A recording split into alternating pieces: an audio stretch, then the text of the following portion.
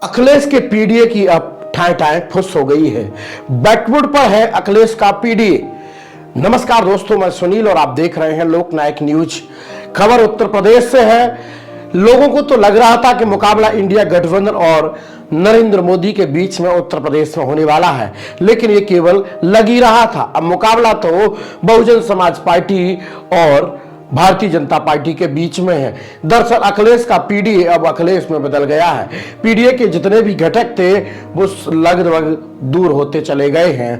पहले आपने देखा सुभाषवा के राजभर चले गए, उसके बाद में तमाम मुस्लिम नेताओं ने अखिलेश को ये कहते हुए दरकिनार कर दिया कि अखिलेश केवल अपने लोगों की चिंता करते हैं, मुस्लिमों का तो वोट लेना जानते हैं, क्योंकि ये उन्होंने राज्यसभा में देखा भी था।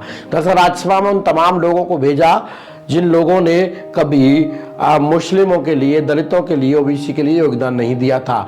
उस वजह से मुस्लिम नेताओं ने बसपा का अधिक संख्या में दामन थामना चालू कर दिया है। अब अखिलेश के पास में एक अपना दल कमेरावादी की नेता पल्लवी पटेल भी थी, वो भी आज औपचारिकता रूप से अलग हो गई हैं। ये बयान खुद अखिलेश यादव ने दिया कि हमारा गठबंधन केवल 22 में था, अब 24 में नहीं है। तो अब अखिलेश का पीडीए केवल अखिलेश में बदल गया है।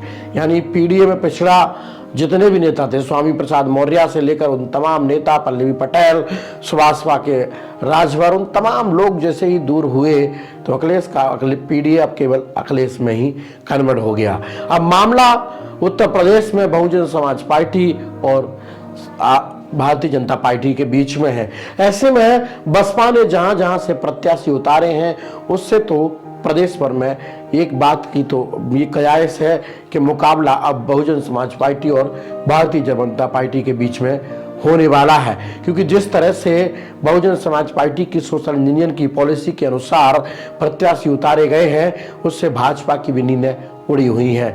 तमाम जगह से चर्चा है कि भारतीय जनता पार्टी इस बार डायरेक्ट बसपा से मुकाबला करेगी, और अगर ऐसा होता है तो एक बात तय है कि अखिलेश को बड़ा नुकसान होने वाला है। ये बात मैं क्यों कह रहा हूं, क्योंकि अखिलेश से जिस तरह से वो छोटे मोटे घटक थे वो दूर चले गए, चाहे वो स्वामी प्रसाद मौर्य हो, या फिर वो पल्लवी पटेल हो, या फिर महान दल के नेता केशव मौर्य भी दूर हो गए हैं। ये सब बीएसपी को इनडायरेक्टली मदद कर रहे हैं। ये सीधा कह रहे हैं कि बीएसपी यहां भारतीय जनता पार्टी को हरा सकती है। तो ये इस वजह से अखिलेश का पीडीए काफी नुकसान में है और बीएसपी यहां बहुत मजबूत दिखाई दे रही है। बीएसपी की सोशल इंजीनियरिंग इस तरह से है कि अब मुकाबला डायरेक्ट बीएसपी और भारतीय जनता पार्टी के बीच में उत्तर प्रदेश में होने वाला है। और अगर ऐसा होता है तो मोदी की भी राह आसान नहीं है, क्योंकि मुस्लिम, दलित और जिस तरह से ओबीसी के साथ साथ ब्राह्मण समाज पर जो बहन जी कार्ड खेल रही हैं, उससे भारतीय जनता पार्टी की नींदें उड़ी हुई हैं और बीएसपी कई मायने में यहाँ मजबूत दिखाई दे रही है। तमाम सीटें ऐसी हैं जहाँ बीएसपी मुकाबले में इकलौती बनी हुई है, दूसरी पार्टी वहाँ भारतीय जनता पार्टी हो सकती है। बीएसपी वैसे भी उत्तर प्रदेश में मजबूत है, क्योंकि जिस तरह से 2019 के चुनाव में आपने देखा बीएसपी ने 27 से 28 सीटें लड़ी, 37 से 38 सीटें लड़ी थी, उसमें से 10 जीती और 27 सीटों पर दूसरे नंबर पर रही। तो आप समझ सकते हैं कि बीएसपी उत्तर प्रदेश में कितनी मजबूत है। अगर बीएसपी इस बार आधा आधा करती है तो फिर प्रधानमंत्री की राह मोदी की आसान नहीं है और मोदी का 400 पार का सपना अधूरा नजर आ रहा है। उत्तर प्रदेश की मायावती की सोशल इंजीनियर में कहीं न कहीं सपा कांग्रेस के साथ साथ में भाजपा भी पिस न जाए। ये बात मैं क्यों कह रहा हूँ, लगातार बहुजन समाज पार्टी के प्रत्याशी जैसे ही उतरते चले आ रहे हैं, ऐसे में तमाम दलों की नींदें उड़ा रहे हैं।